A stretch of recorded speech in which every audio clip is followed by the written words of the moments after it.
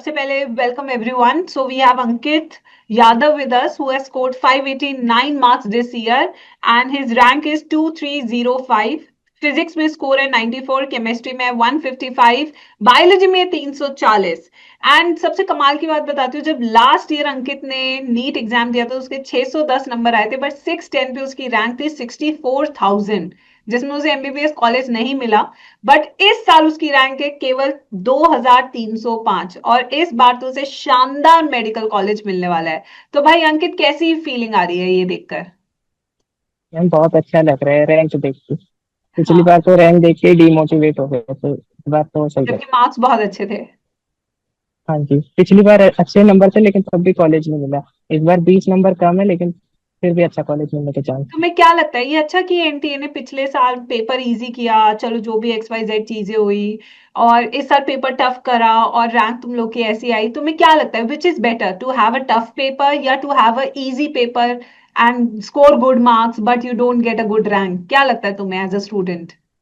Paper तो tough ही होना चाहिए लेकिन टफनेस का लेवल धीरे धीरे बढ़ाना चाहिए, जिससे कि बच्चा प्रिपेयर हो पाए।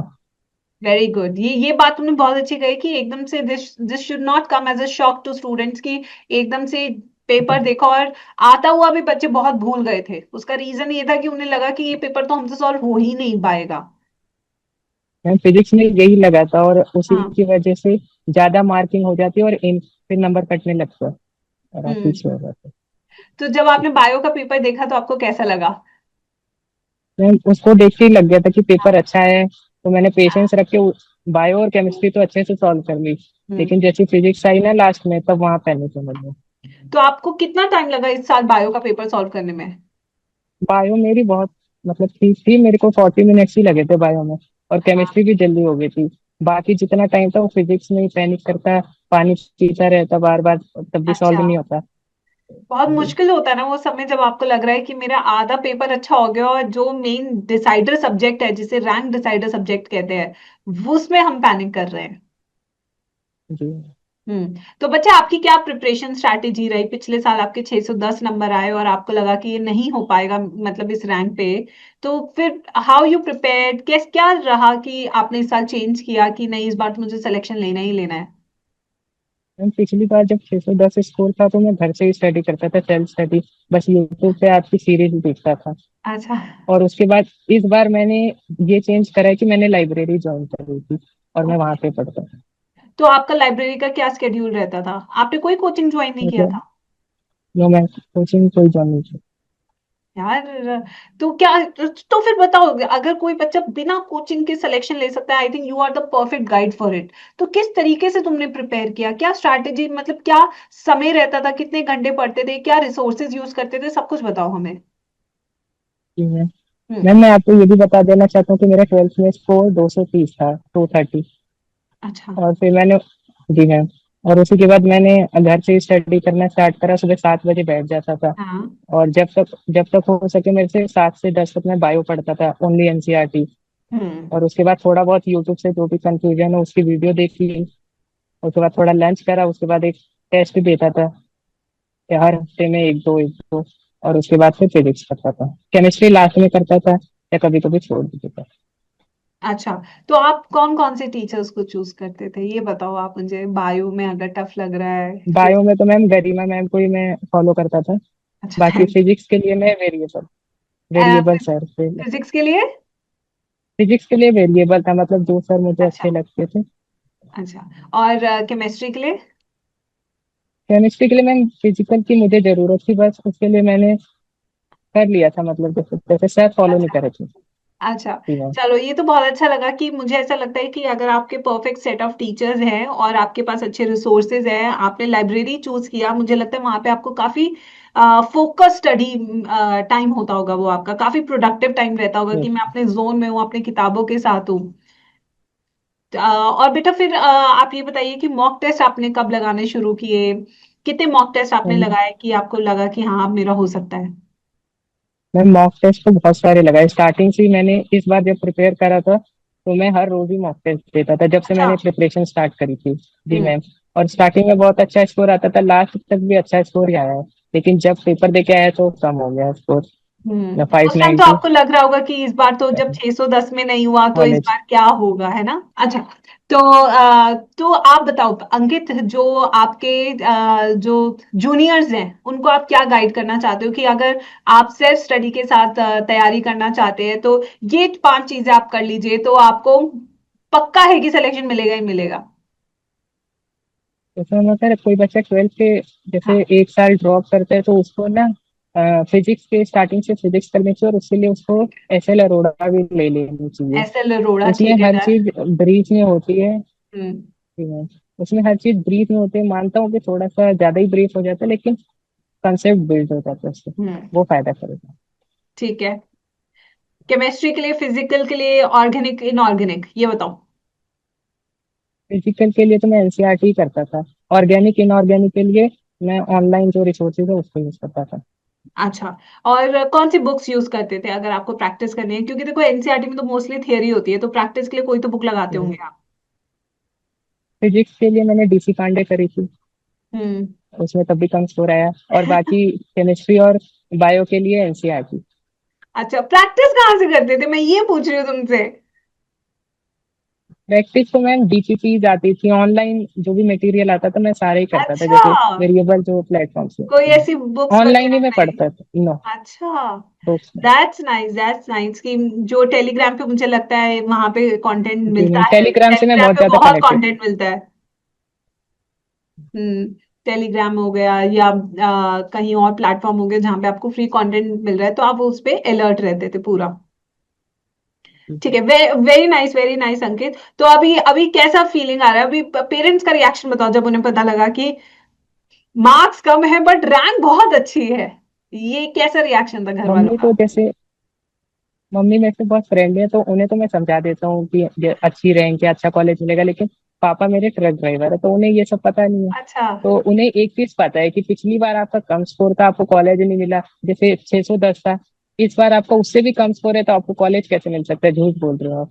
लेकिन जब अच्छा, अभी कॉलेज पापा को मिलेगा तब यकीन प्रूफ नहीं कर दें। हुआ है? मैं घर आती हूँ, नो मैं नो। बताऊंगी पापा को बिठा के कि आपके बेटे ने बहुत अच्छा किया है, उसने उस समय स्कोर किया है जब पूरी कहते हैं ना हिस्ट्री का सबसे टफेस्ट पेपर था, तब आपका बेटा चमका है उन सब में। Very nice. और life, how was the life during preparation? मैं भाई, मतलब छोटा सा घर है थोड़ा, ठीक ठाक है, मतलब कोई दिक्कत नहीं है, बस हाँ। चलता है सब कुछ। अभी कौन से कॉलेज में जाने का मन है, दिल्ली में ही रहना है या कहीं और के कॉलेज में भी जाने का मन है? अगर दिल्ली में अच्छा कॉलेज मिले तो फिर तो दिल्ली करना है, नहीं तो बाहर जा सकते हैं अगर कोई और एम्स मिले। हाँ हाँ हाँ। वैसे बहुत अच्छी बात है बेटा, बहुत ही अच्छा लगा। एंड आई थिंक बिना कोचिंग सपोर्ट के आप जो क्रैक किया है, ये मैं कहूंगी कि दिस इज बियॉन्ड। अगर एक ऑल इंडिया रैंक वन आ रहा है with so much of resources, so much of teachers, so much of content, and आप खुद से ये सब कर रहे हो और फिर भी इतनी अच्छी रैंक ला रहे हो, तो मुझे लगता है कि आपके एफर्ट्स बहुत ज्यादा है, क्योंकि आपको कोई डायरेक्ट गाइडेंस देने वाला था ही नहीं इस जर्नी में। मैं एक चीज और ऐड करना चाहूंगा। हाँ, बताओ बताओ। जैसे जैसे कि मेरे को बस एक चीज का, जैसे ये अच्छी बात तो नहीं, लेकिन एक चीज का बस सुकून मिलता था कि मैंने मम्मी पापा के पैसे वेस्ट नहीं करे। जैसे मेरे को ड्रॉप हुआ, मेरे हाँ, को था कि मैंने 2-3 हजार ही मम्मी के लगाए, ना तो 3-4 लाख लगते, वो वेस्ट हो जाते। इससे अच्छा मैंने 2-3 हजार लगा के ही अपने को बिल्डअप कर लिया। बहुत बेटा, इस चीज के लिए बहुत गट्स चाहिए, क्योंकि बच्चे 4-5 लाख लगा के भी सिलेक्शन नहीं ले पाते, और आपने अपने मनी को देखते हुए, अपने एफर्ट्स को देखते हुए जो आप इतने जबरदस्त नंबर लेकर आए हैं, ये टेक्निकली मैं आपको बताऊं, इस साल आपने पता है कितना स्कोर किया? 700। क्योंकि पिछले साल और इस साल में 120 नंबर का फर्क आया पूरा। तो अगर आप अपने स्कोर में 120 मार्क्स ऐड करते हैं तो you eventually reach to 700 marks this year. तो आपने स्कोर में भी इम्प्रूवमेंट किया अगर देखा जाए तो, और आपकी रैंक तो सुपर हुई है, वो तो बात है ही है। तो बेटा it needs Lord of guts, Lord of you know, इतनी मेच्योरिटी तुम बच्चे लाते कहाँ से हो? इतने बड़े बड़े फैसले तुम लेते कैसे हो, ये बताओ। जैसे जब बच्चा अकेला रहता है ना, तो वो बहुत सारी चीजें सीख जाता है। ये मैंने अभी फील करा है इस स्टडी ड्यूरेशन में। जितने आपके फ्रेंड्स होंगे आप उतना ज्यादा डिस्ट्रैक्टेड होगे। ये ये बात बिल्कुल सही है, और मैं एक बात सब बच्चों के साथ भी शेयर करना चाहती हूँ जब वो ये वीडियो सुनेंगे, कि मेरे भी कोई फ्रेंड्स नहीं है। आई हैव मेरी नो भी नहीं थी। फ्रेंड्स। जो जिन्हें कहते हैं ना लंगोटिया यार, कि मैं कॉल करूंगी आ जाएंगे, गेड़ी मारने चलेंगे। I have no friends. I don't even have a friend to come with me and watch a movie. No, मेरे पास नहीं है। मेरे पास मम्मी और मेरी सिस्टर हमेशा रही हैं, अगर मुझे कहीं जाना होता तो वही साथ में जाती थी। एंड और आज भी मेरे कोई फ्रेंड्स नहीं है जिन्हें मैं कह सकूं। लोगों को मैं बहुत जानती हूँ बट मेरे फ्रेंड्स नहीं है। आई थिंक ये बहुत इंपॉर्टेंट चीज है जो अंकित ने बताई। और ये चीज मुझे मेरी 7th क्लास में, जब मेरा स्कूल चेंज हो रहा था बेटा, फ्रॉम विकास भारती टू बाल भारती पब्लिक स्कूल में स्कूल शिफ्ट करी थी, मेरा वहां पे रैंक आ गया था कि आप फ्री में आपका एडमिशन हो जाएगा। तो मैंने अपनी टीचर से बोला मुझे नहीं जाना, यहाँ तो मेरे फ्रेंड्स हैं, मुझे अच्छा लगता है यहाँ पे। तो मेरी टीचर ने कहा ये फ्रेंड्स तो बनते रहेंगे बट आपका करियर रुक जाएगा। वो बात मुझे आज तक याद है कि अगर मैं इन्हीं सब में रहूंगी तो आगे मैं शायद ना बढ़ पाऊं जिस स्पीड से मेरे को बढ़ना है। यही चीज आपने भी बोली अंकित, ये काफी रिलेटेबल चीज है मेरे लिए। तो बहुत अच्छा लगा बेटा ये सुन के कि आप इतने फोकस्ड हो लाइफ में कि आपने फ्रेंड्स को ना चूज करते हुए करियर को पहले चूज किया। एंड आई थिंक यही, अगर फोकस के साथ आप आगे बढ़ेंगे तो आप डॉक्टर भी बहुत अच्छे बनेंगे। Thank you ma'am. मैं 12th में भी मैं अच्छा कर सकता था, लेकिन वही मैंने बताया ना, ये फ्रेंड्स 12th में बहुत ज्यादा थे। उसके बाद जब आ, मेरे 230 मार्क्स आए तब हाँ, मुझे फील हुआ और मैंने सब कुछ किया, फिर कोई नेक्स्ट सोच स्टडी सकता है कर। कि 230 marks which is almost like less than 50% अगर देखा जाए तो, and you can score such a good rank. तो तुमने तो वो मूवी बना दी पूरी जो अभी आई थी ना, एक 12th फेल वाली। तुम्हारे मूवी का टाइटल बनेगा 12th पास। बस। बट तुमने बहुत अच्छी रैंक लेकर आए बेटा। और ऐसी कोई चीज जो आप शेयर करना चाहते हैं इस वीडियो के थ्रू अपने दोस्तों के साथ, दोस्त अपने जूनियर्स के साथ, कि कम में भी बहुत कुछ आपको हासिल हो सकता है, तो आप बता सकते हैं उन्हें। इसमें बस आपको, मैंने एक चीज फील करी कि आपको बुक्स पढ़नी चाहिए। जैसे बहुत सारे हाँ, बच्चे क्या है ना, कि अगर वो कोई बैच भी लेते हैं तो वो सोचते हैं मैं ऑनलाइन ही पढ़ लूँ। हाँ। ऑनलाइन तो पढ़ो, लेकिन उसके साथ आप जब आपको फ्री टाइम मिले आप बुक्स रीड करो, एनसीईआरटी रीड करते रहो। बायो की जितनी बार एनसीईआरटी रीड करोगे उतना ही बेस्ट है। और भी रीड करो, मैं तो कहता हूँ बायो। मैंने मैं आपको एक क्वेश्चन बताना चाहता हूँ हाँ, मैम।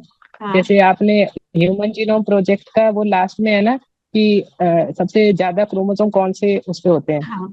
जीन्स। कौन से क्रोमोसोम पे सबसे, हाँ, सबसे ज्यादा नंबर ऑफ जीन्स है। तो मैं आपको बताना चाहता हूँ, मैं सुबह ही वो क्वेश्चन पढ़ के गया था और मैंने फाइनल एग्जाम में वो गलत कर दिया। ओह। अब वो पता नहीं कैसे हो गया। अच्छा। तो मैं तो वही कहना चाहता हूँ, एनसीईआरटी आप बार बार पढ़ो, सुबह पढ़ो, ज्यादा पढ़ो। तो आपका वो गलत क्यों हुआ क्वेश्चन? मुझे भी नहीं पता मैम, पता नहीं कैसे हुआ, मैंने सबसे वो ज्यादा बहुत किस बार पे पढ़ होते हैं रखा है जीन्स, पहले। बताओ जरा, इतना इजी क्वेश्चन है ये। क्रोमोसोम नंबर 1 पे होते हैं, लेकिन वहाँ एक्स था ऑप्शन में, मैंने एक्स मार्क कर दिया। नहीं, 1 में होते हैं। और सबसे कम किस में होते हैं? वाई में जी होते मैम, हैं। वाई में होते हैं yes, मैम। हाँ। आई थिंक वो थोड़ा सा कई बार होता है। आई थिंक यही सिली मिस्टेक है जो छोटी मोटी हो जाती है कि क्वेश्चन एग्जाम आते में मैंने हैं। जो हाँ, मॉक टेस्ट जो मैं मॉक टेस्ट देता तो उसमें मैंने ये सब मिनिमाइज कर दिया था, लेकिन हाँ। फाइनल में इतना पैनिक हुआ कि संभाल भी नहीं पाया था। मेरा पेपर टफ था ना। मैं कहती हूँ इस बार एनटीए ने ना बच्चों के दो तरीके से खेला। एक तो नॉलेज, नॉलेज तो है ही क्योंकि पेपर टफ था। दूसरा एंजाइटी। उसको ये पता था जी कि मुझे -100 करना है। बट कुछ बच्चे इतना पैनिक हो गए कि आता हुआ पेपर भी पूरा छोड़ के आ गए, कि वो अपना जी मैम, मार्क्स। लास्ट में मुझे भी लगा था मैं फिजिक्स हाँ, छोड़ दूं, लेकिन मैंने हाँ, फिजिक्स अटेम्प्ट करी जैसे तैसे। हाँ। बट देखो फिर भी इतने नंबर लाने के बाद भी स्कोर इतना अच्छा बन गया। अगर आप बिल्कुल फिजिक्स छोड़ जी देते तो आप 500 की रेंज में चले जाते, 490 की रेंज में चले जी जाते। मैम। फिर तो बहुत मुश्किल से रैंक आती, क्योंकि इस बार 502 पे आपकी 50,000 जी रैंक है। जी मैम। बहुत अच्छा लगा बेटा अंकित आपसे बात करके। आपको आगे कोई भी हेल्प की जरूरत हो, डू लेट अस नो। जी मैम। ठीक है, ओके बेटा, बहुत अच्छा लगा आपसे मिलके। Thank you. Thank you ma'am.